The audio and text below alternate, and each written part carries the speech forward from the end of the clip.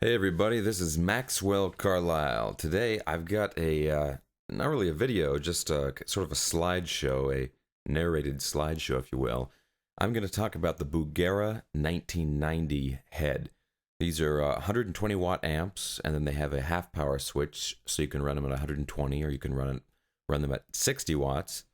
And they're made in China. Came out a few years ago, and I I got one recently, and they are really great sounding amps. I think they sound great, and most people who own them seem to really like the tone of them. But they do have some reliability problems. There was a problem a couple of years back with the plastic clip to the power output transformer melting. The company has corrected that. One problem they still have is they come with really bad power tubes. And the 1990 head in particular has a problem that a lot of people have had, where you'll turn it on and it will run for, anywhere from 15 minutes to an hour, and then it will shut off. It'll make this weird kind of whizzing, whining noise, and then it'll turn back on, and it will have like switch channels on you or something, and it'll keep doing that. Basically, the problem is these have really bad tubes, and on top of that, they are biased improperly from the factory. That causes the amps to overheat after a while, and as a safety feature, when it overheats, it shuts off and resets the amp. But obviously, if you're playing live or recording or doing anything real serious with them, you can't have that. So the way to fix it is basically to rip out all the old power tubes and rebias it. So I've done that on mine, and I'm going to go ahead and show you how to do that. And so here we go. Okay. So first things first, here is what the back of the amp looks like. It's very easy access. You basically take the back grill plating off, which is just with 4 screws, and then you have access to all the power tubes. And you can see here the preamp tubes are, hopefully you can read that, the preamp tubes are under these little metal sheaths sort of towards the front of the amp. And I'm just going to be replacing the power tubes today, which of course are the 4 big tubes, that are closest to us right there.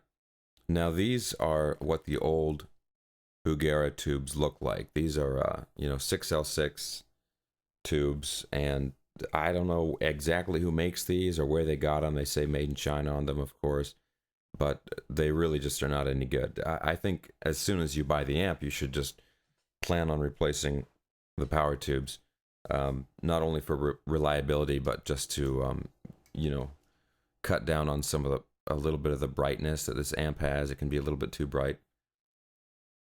Okay, these are the new tubes I'm putting in. I ordered these from Eurotubes along with a bias probe. These are JJ powered tubes. They use these in a lot of different amplifiers. I believe they use them in a lot of the Mesa Boogie amplifiers. So I think they're going to work great for me.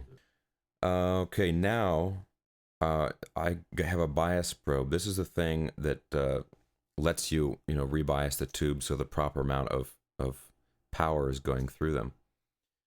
And the bias probe plugs into a multimeter. The multimeter has to be able to measure amps, specifically milliamps. If you just have a voltmeter, that's not going to work. And actually, in the picture here, I have it plugged in wrong. I have it plugged in as if I was measuring volts. I've got a little red arrow to where it's supposed to be plugged in, it says a little M and a big A for measuring milliamps. Okay, so after you take out the old tubes, which is really pretty easy, you just pull them straight out the top of the sockets. You want to hook up your bias probe after that. You plug the bias probe in to one of the tube sockets, then you put the power tube into the top of the bias probe, so the probe goes between the amp and the tube. Once you do that, you turn the power on to the amp, but you leave the standby off. Let it stay on for about a minute. Basically, you'll see the power tubes start to glow. They're heating up. After about a minute, you go ahead and hit the standby switch on, and the bias amount, it'll be in milliamps, will come up on the screen on the multimeter. And a couple of really important things to remember.